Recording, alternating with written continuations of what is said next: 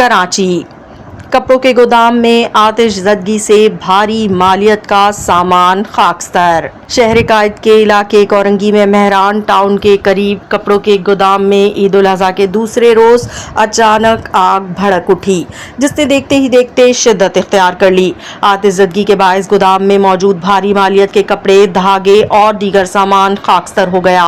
गोदाम में आग लगने की इत्तला मिलते ही रेस्क्यू 1112 की 3 फायर फाइटर्स गाड़ियां मौके पर पहुंच गईं और आग पर काबू पाने की कार्रवाई शुरू कर दी गई।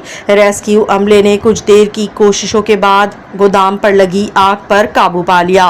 तर्जुमान रेस्क्यू 1112 के मुताबिक आतिशज़दगी के दौरान किसी किस्म का कोई जानी नुकसान नहीं हुआ। उन्होंने बताया कि गोदाम में कपड़े, धागे और दीगर सामान मौजूद था जो जलकर खाकस्तर हो गया, जबकि आग लगने की वजह और नुकसान का फौरी तखमीना नहीं लगाया जा सका।